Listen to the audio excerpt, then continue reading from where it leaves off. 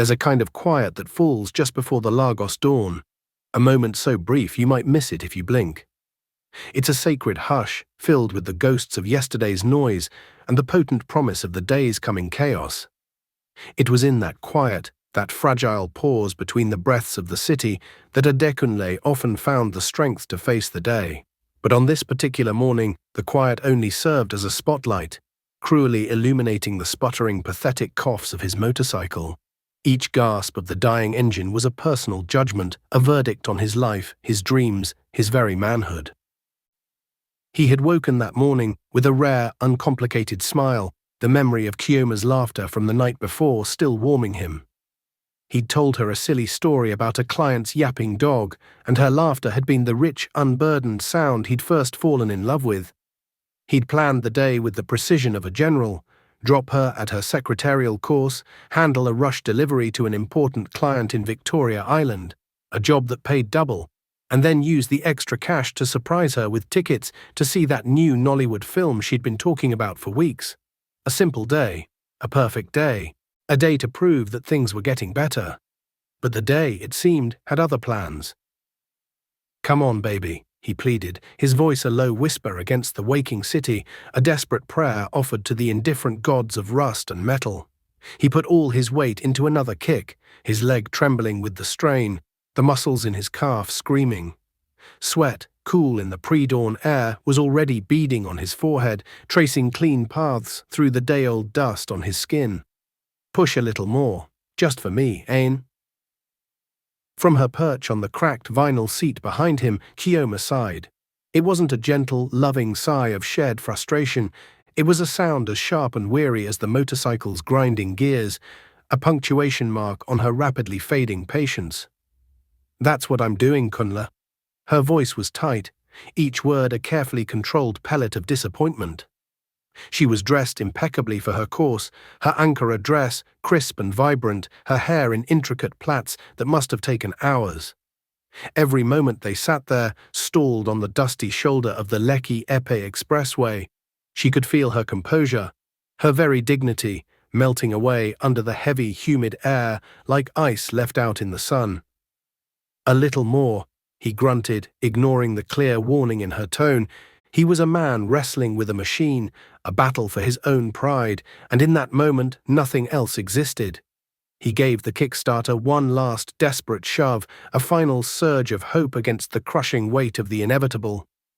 The engine whined, a high, thin scream of metallic protest, coughed a puff of greasy black smoke that smelled of failure, and then fell silent. Utterly, finally, devastatingly silent. "That's enough, Adekunle," Kioma snapped, her voice cracking with the strain of holding it all in for so long. The carefully constructed dam of her patience had burst, unleashing a flood of frustration.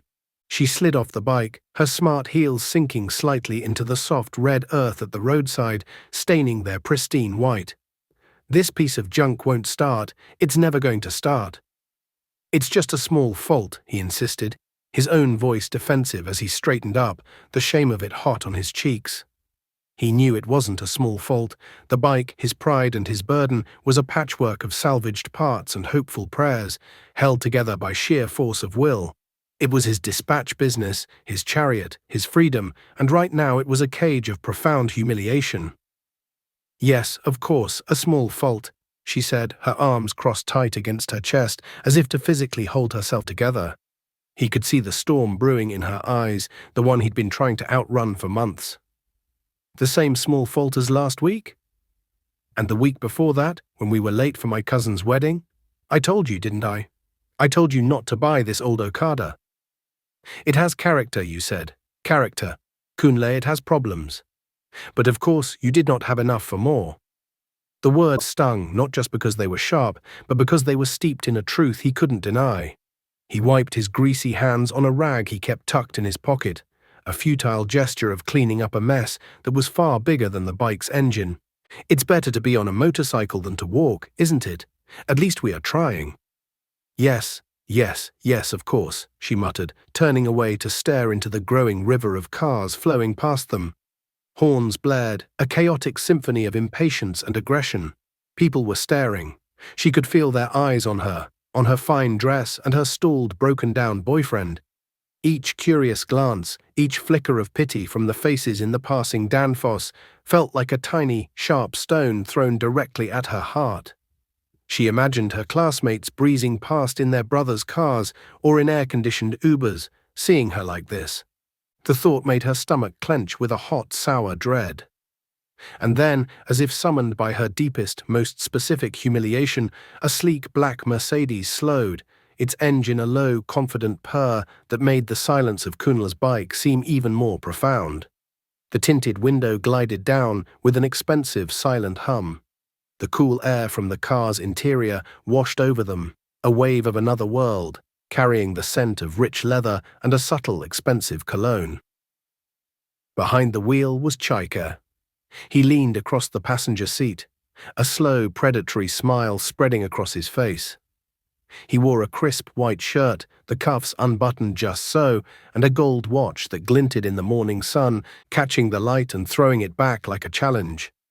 "Having some trouble, Kunle?" he called out, his voice smooth and dripping with a mock concern that was more insulting than outright mockery. He barely glanced at Kunle, his entire focus fixed on Kioma, his eyes roaming over her with an appreciative, proprietary air. A beautiful woman like this shouldn't be sweating under the Lagos sun. Kunle's jaw tightened until his teeth ached. Of all the people in this city of millions, it had to be Chaik, whose family owned half of the import-export businesses at the port. Cheek, who had once tried to chat up Chioma at a party right in front of him, undeterred by Kunle's presence. Cheek, the man whose effortless confidence was as loud as his inherited wealth. The man who seemed to exist purely to remind Kunle of everything he wasn't. "We are fine," Kunle said, his voice flat and hard. Chaik chuckled, a low, dismissive sound that rumbled from his chest. "Doesn't look fine to me. Looks like a problem. Come on, Chioma, don't be stubborn. Let me give you a ride. You'll be late for your class, and you can't afford to miss it, can you?" The casual, pointed mention of affording things was a deliberate, calculated jab.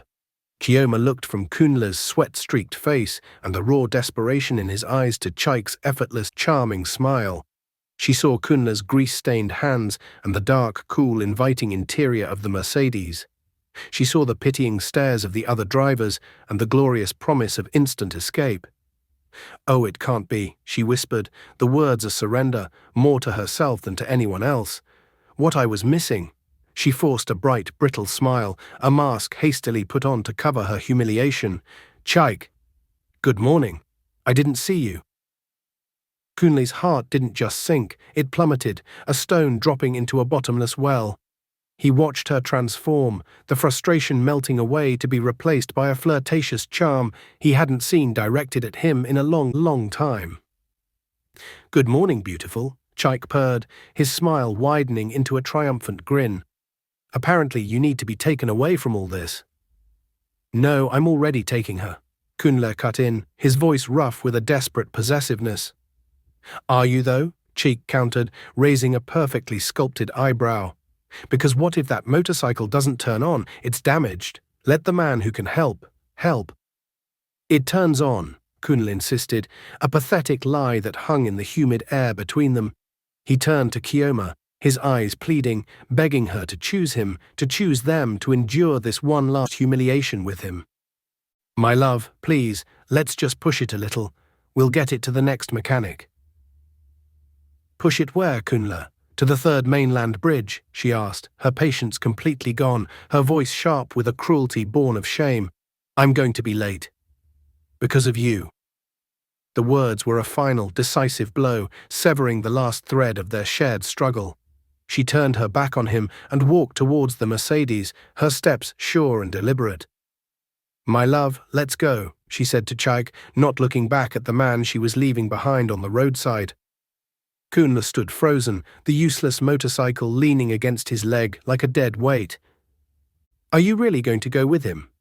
She paused at the car door, her hand on the polished chrome handle. "And what are you waiting for, Kunle? For me to keep pushing that thing until it turns on, to stand here and be ashamed in front of everyone?" Without another word, she opened the door and slipped into the cool, leather-scented world of Chaik's car. The door closed with a solid, expensive thud that echoed in the space between them, a sound that sealed Kunla out for good. Cheek gave him a final triumphant smirk over the roof of the car. "I'll see you around, Okada boy," he said, though his eyes said, "I've won. She was never really yours." The Mercedes pulled away, merging effortlessly into the river of traffic, leaving Adekunle standing alone in a swirling cloud of dust and exhaust fumes. The silence of his broken engine was the loudest sound in the world. He looked down at the machine that had cost him so much, not just in money, but in dignity. "It took me so long to get you," he thought, a bitter, acidic ache spreading through his chest. "For you to fail me. Because of you, they took her from me."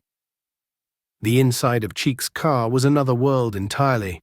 The chaotic roar of Lagos traffic was muted to a distant, therapeutic hum. The air conditioning was a gentle, climate-controlled caress on Kioma's heated skin. She leaned her head back against the soft, buttery leather, closing her eyes for a moment, consciously pushing away the shame of the roadside encounter. She was no longer the girl with the broken-down boyfriend. She was the beautiful woman in the Mercedes. The transformation was instant and intoxicating. "Better?" Cheek's voice was a low murmur beside her, smooth as the car's suspension. She opened her eyes and managed a small, grateful smile. "Much better. Thank you, Cheek. You saved me."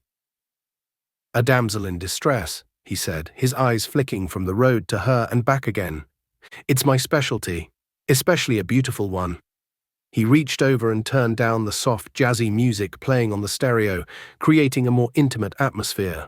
"You know, I'm so sorry that a woman as beautiful as you has to have a bad time like that. It's not right." "I tell you the truth," she confessed, the words tumbling out before she could censor them, a release of pressure she hadn't realized was building. "I'm also getting tired of all this."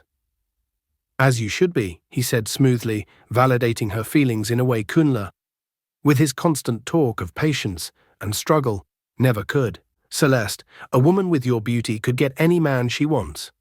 He called her Celeste, a nickname he'd given her at a party weeks ago, after 2 glasses of champagne. He said she was heavenly. Kunla just called her Chioma or my love. It felt simple, grounded, real.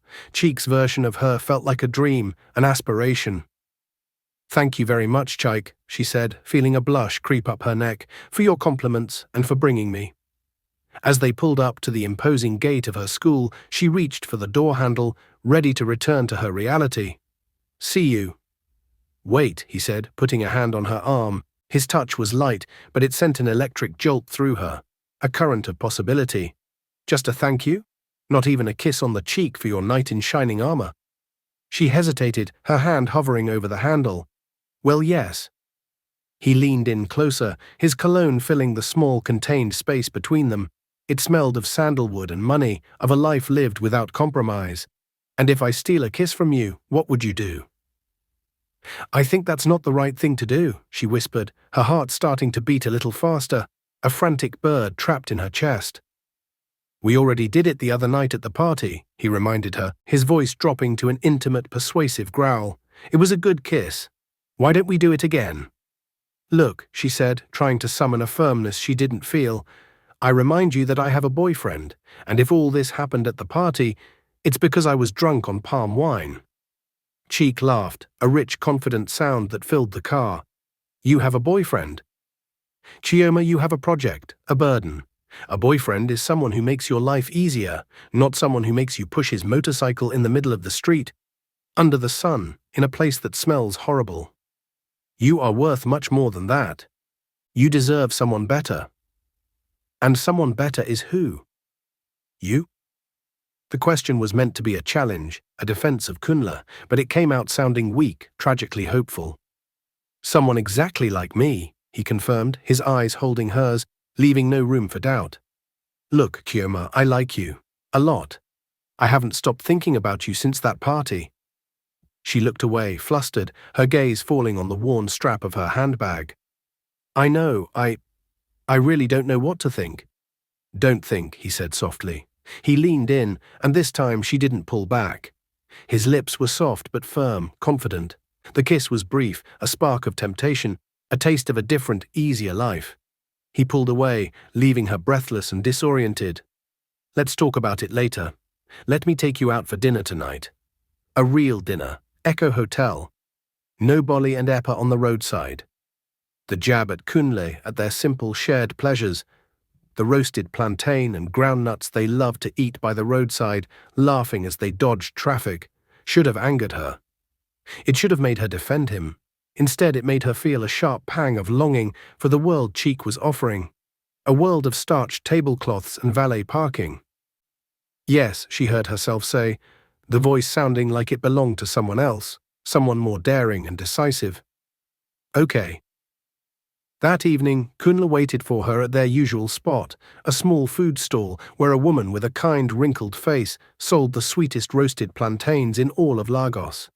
He had managed to fix the bike, a friend had taken pity on him and helped him with a spare part, and he held a small, slightly wilting bouquet of flowers he'd bought from a persistent boy in traffic.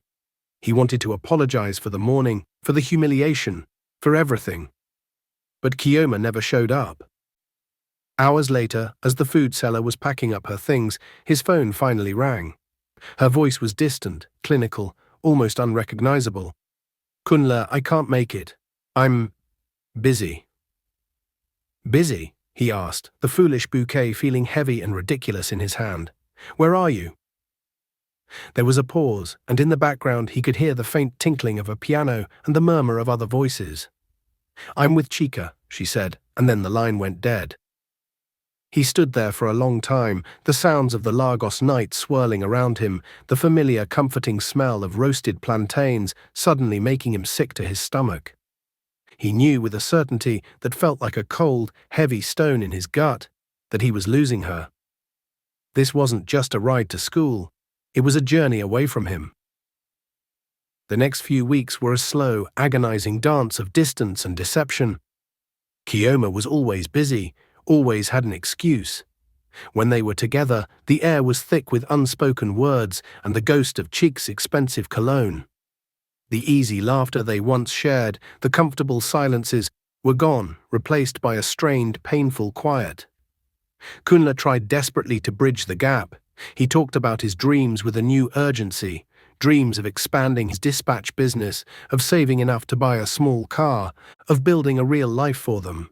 But his words felt hollow and childish against the new expensive perfume she wore and the way her eyes lit up when her phone buzzed with a message he knew wasn't from him. The final confrontation happened on a Saturday afternoon. He had a rare day off and had planned to surprise her, to take her to the beach at Elegushi, to try and recapture some of the simple magic they had lost in the waves and the sand. He arrived at her family's compound to find Chike's black Mercedes parked outside, a gleaming Black Panther in the afternoon sun. His heart hammered against his ribs. Through the open living room window, he could see them. Cheek was leaning over her where she sat on the sofa, his hand on her cheek, and he was kissing her. Not a stolen, fleeting kiss like the one in the car, but a deep, lingering kiss that spoke of intimacy, familiarity, and possession. Kunle's world, already fractured, shattered into a million pieces. He didn't knock. He didn't shout. He just turned around and walked away. The image burned into his mind, a permanent scar on his memory. She found him later that evening, sitting by the lagoon, watching the water taxis glide across the dark, shimmering water, their lights like lonely stars. Kunle, she began, her voice small and uncertain. He didn't look at her. He couldn't. Why, Kioma? I didn't mean for you to find out like that, she said, her voice thick with unshed tears. I was going to tell you. Truly, I was just so confused. Confused. He finally turned to her, and she flinched at the raw, desolate pain in his eyes. You looked very sure of yourself this afternoon. Because I didn't understand what I felt, she cried, the tears finally starting to stream down her face. He makes things so easy, Kunle. With you. With us. Everything is a struggle. I'm sorry. I'm so sorry. So you chose him? He asked, his voice barely a whisper, against the gentle lapping of the water. She couldn't meet his eyes. Her silence was his answer. I hope he makes you happy, he said, the words tasting like ash and poison in his mouth. He stood up, his body feeling impossibly heavy, as if weighted down by all the dreams he'd had for them. "I really do." He walked away, leaving her weeping by the water. Each step was an act of supreme will, pulling him away from the woman who had been his entire world. He didn't know where he was going, only that he had to move forward. He had to show himself, if no one else in the world, that he was more than a broken-down bike and a broken heart. In the lonely, hollow weeks that followed, Adekunle threw himself into his work with a frantic energy. He rode his motorcycle until his muscles screamed and his bones ached, a welcome physical pain that served to distract from the deeper, more relentless ache in his chest.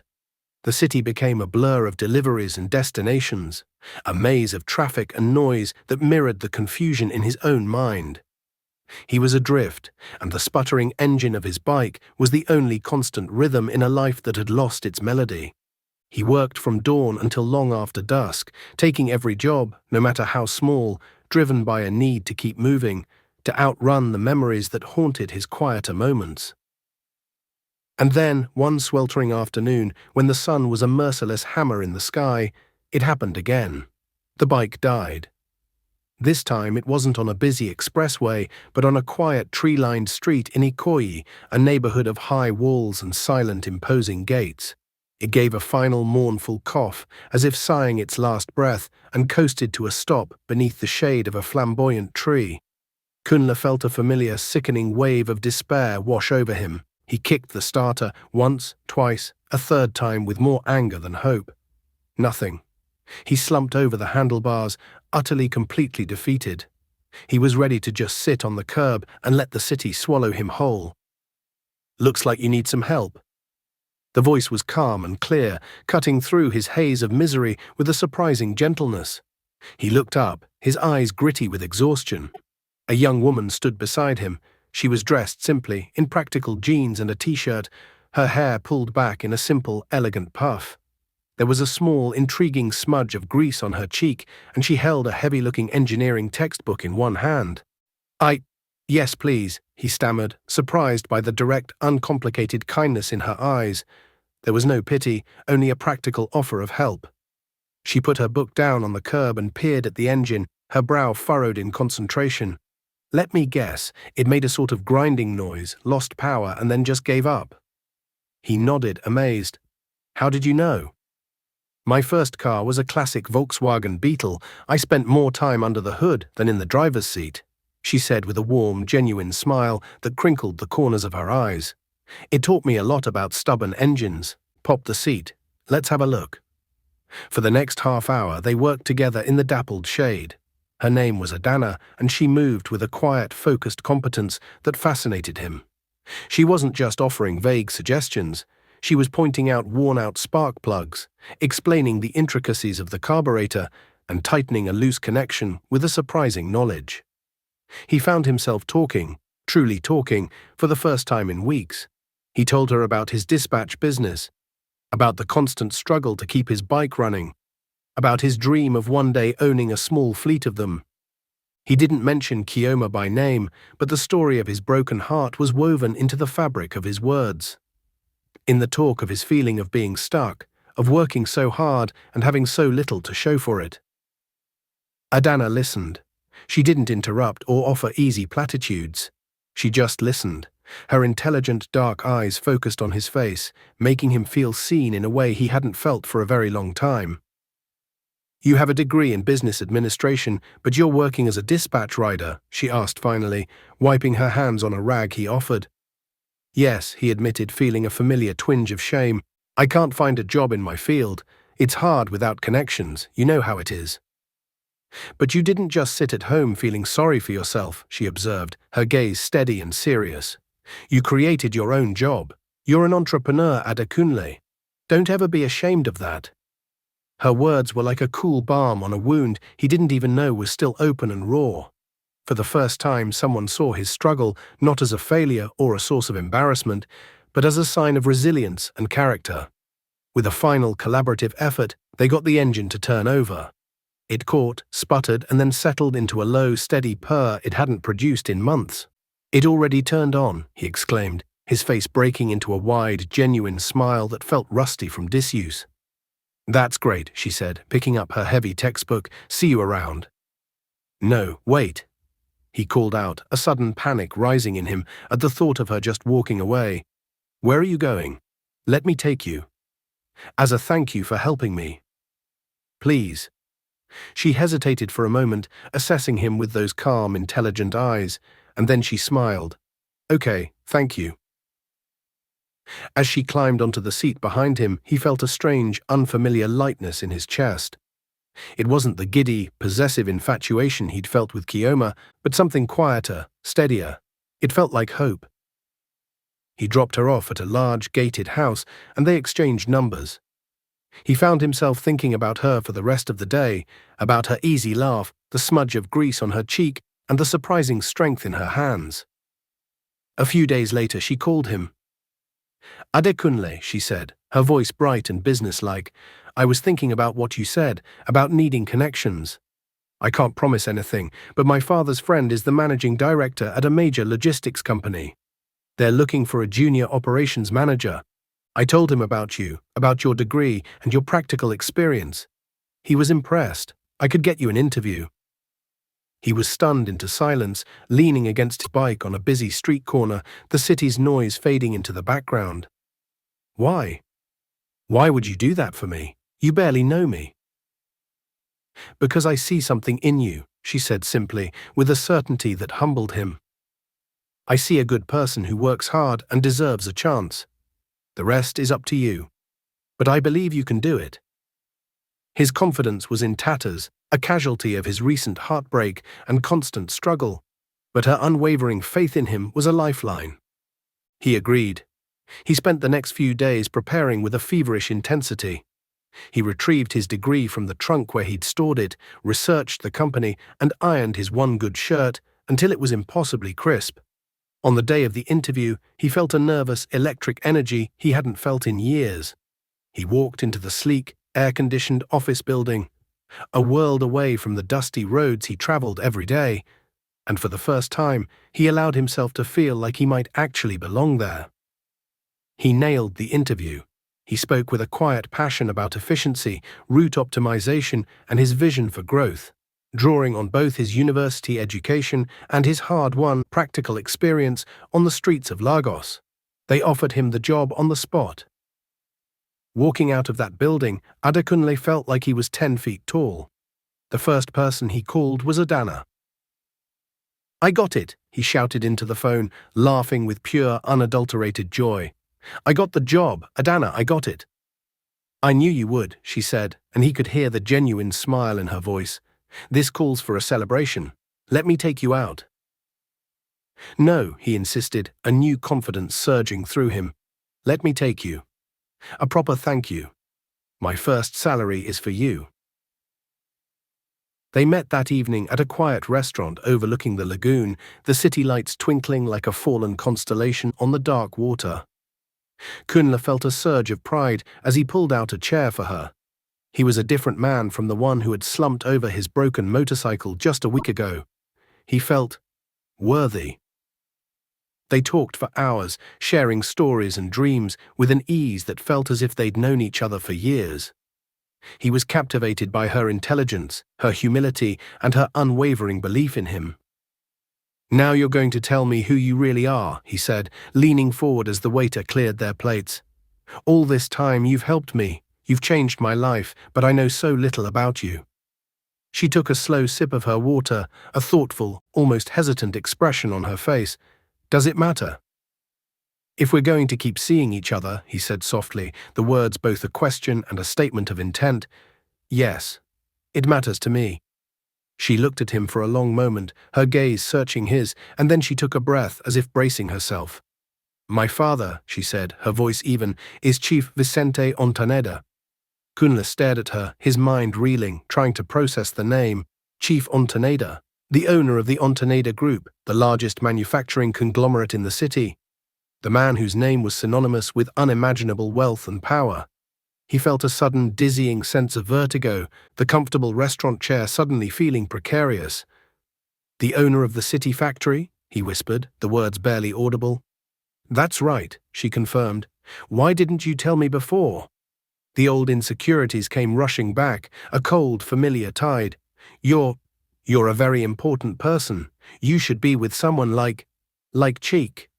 Not with someone like me, a dispatch rider. Adana reached across the table and placed her hand over his. Her touch was warm and steady, an anchor in his sudden storm of self-doubt. Christian and I were dating, she said quietly. He blinked, confused. What? Yes, we were together for a long time, she explained, her eyes holding his, urging him to understand. But the truth is that he is a very superficial person. He just wants to fill his ego with beautiful things and beautiful women. He collects trophies, Kunle. He doesn't build relationships. I don't like people like that. I have seen that world up close my entire life, and I want no part of it.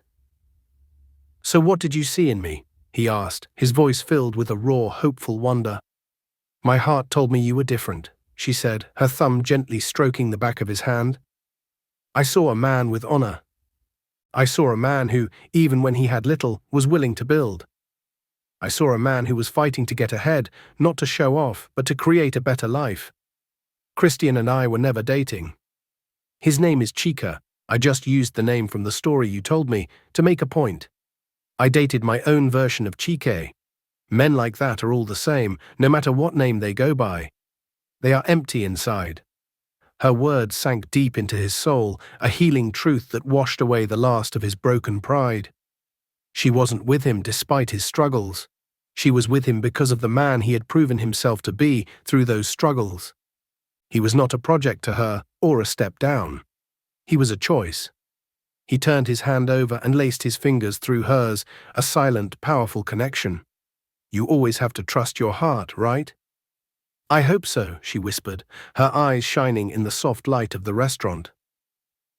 In that moment, looking at the incredible, grounded, intelligent woman across from him, Adekunle knew he was finally, truly moving forward.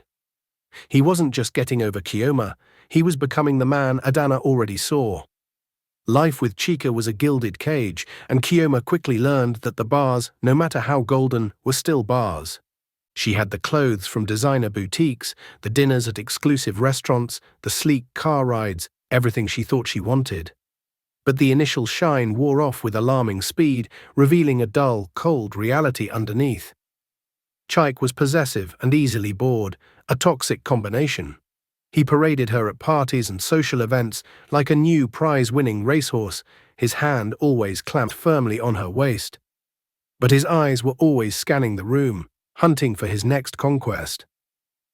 He was careless and cruel with her feelings. He would belittle her in front of his friends with casual, smiling cruelty, thinly veiled as jokes. She's beautiful, isn't she? He'd say with a smirk, pulling her closer. A real upgrade from that Okada boy she was with. I saved her from a life of dust and engine oil. The words were meant to be a compliment to himself, a story of his own magnanimity, but for Kioma they were a constant, painful reminder of the good, sincere man she had discarded. The discovery of his other women was not a single dramatic confrontation, but a slow, soul-crushing erosion of trust and self-worth. It was a text message that flashed on his phone screen when he thought she wasn't looking. A whispered phone call he took on the balcony. A lie about a business meeting that was too flimsy, too arrogant to even be convincing. When she finally confronted him, armed with undeniable proof, he didn't even have the decency to deny it or apologize. You knew who I was when you got with me, he said with an indifferent shrug, not even looking up from his phone where he was scrolling through Instagram. I'm not the marrying kind, Celeste. I thought you were smart enough to understand the arrangement. The hollowness she felt in that moment was vast and terrifying. This was the man she had left Kunle for, this empty, shallow shell of a man who saw her as nothing more than a temporary accessory, an arrangement. The shame was a physical weight, pressing down on her chest until it was hard to breathe.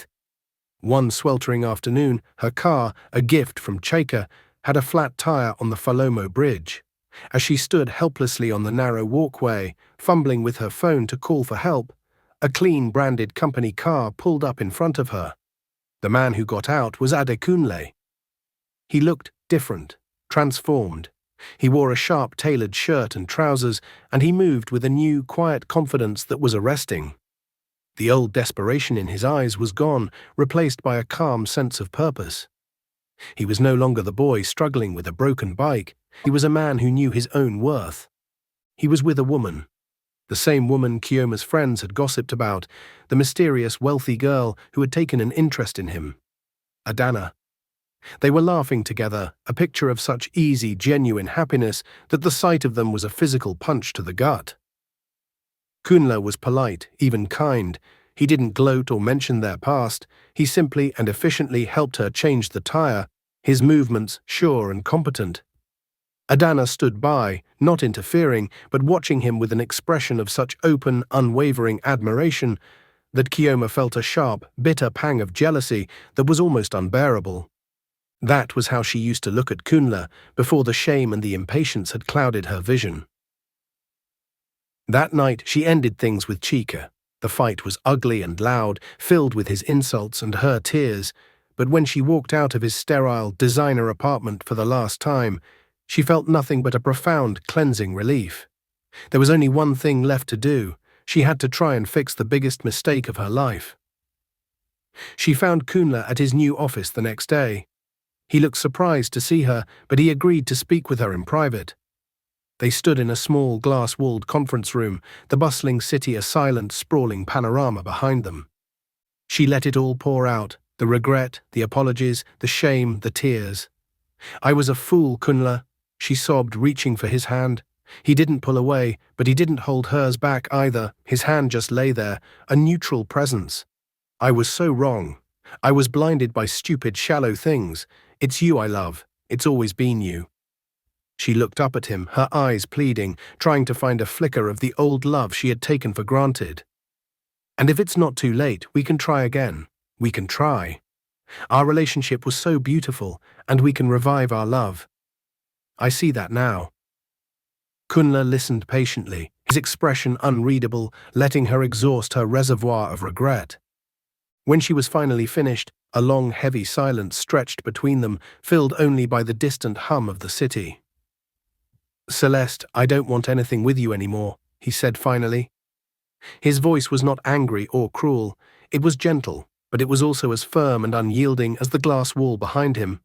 It was the voice of a man who had closed a door and had no intention of ever reopening it. "Is it because of her?" she whispered, her heart breaking all over again. "Because of Adana?" "It's not your problem," he said, then sighed, his gaze softening with a hint of the old affection he once had for her, the ghost of a love that was now truly dead. "Don't you see, Kioma? What you said about her? That she sees me as a toy, that she will discard me. You were not talking about her, you were talking about yourself. You were describing your own fears and your own values." "Celeste, don't say that," Kunle chided gently, using her real name, a sign that the intimacy was gone.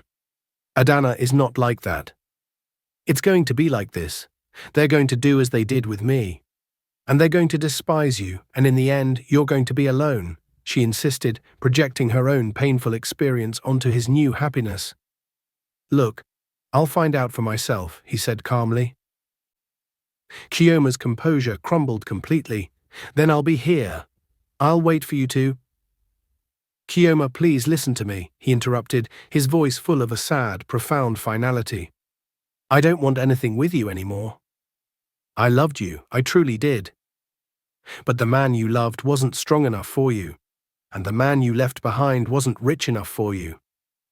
You didn't believe in me when I had nothing but my dreams to offer.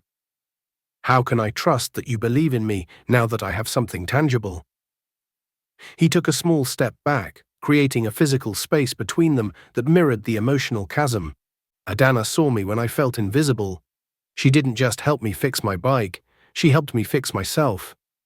She believed in the man I was trying to become. I can't go back to the person I was, and I can't go back to a love that is conditional. Please, just go and follow your path. Look for someone to be happy with, but not with me anymore." He wished her well, a final formal act of kindness, then he turned and walked out of the conference room, leaving her alone with the reflection of her own tear-streaked face in the glass. She had made her choice months ago on the side of a dusty road, and now, finally, she had to live with it. 6 months later, the bright Lagos sun streamed through the large windows of a small bustling office. Blueprints for a warehouse expansion were spread across a large table, and Adekunle and Adana stood side by side, their heads bent together as they discussed the plans. It was the office for Kunle Quick, his own logistics and delivery startup, funded by a small business loan he had qualified for on his own merit, and bolstered by the unwavering support and sharp business acumen of the woman beside him. His old motorcycle was long gone, a relic of a past life.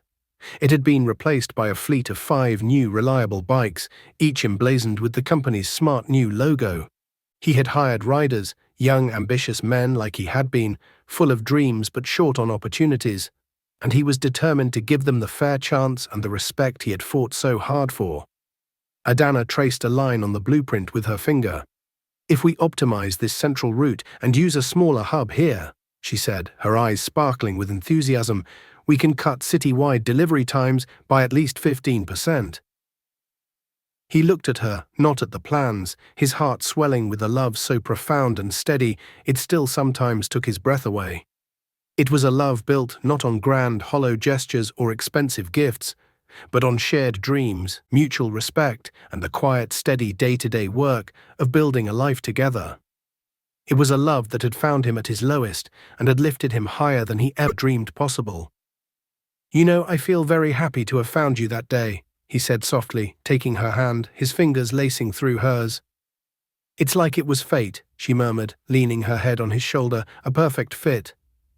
Or maybe I should send a thank you card to the manufacturer of your old bike for making such a faulty carburetor." He chuckled, a deep, easy sound of a man at peace. "I think it was fate. My bike was just the very noisy, very unreliable messenger." Their life wasn't a fairy tale of effortless perfection. It was real. It was forged in the heat and hustle of Lagos, tempered by hardship and built on a foundation of unshakable belief in one another. He had found not just a partner, but a purpose. Across the city, Chioma was starting over. She had finished her secretarial course and found a modest job in a small law firm. She was quieter now, more thoughtful, more observant. The experience with Chika had taught her a bitter, invaluable lesson about the difference between price and value.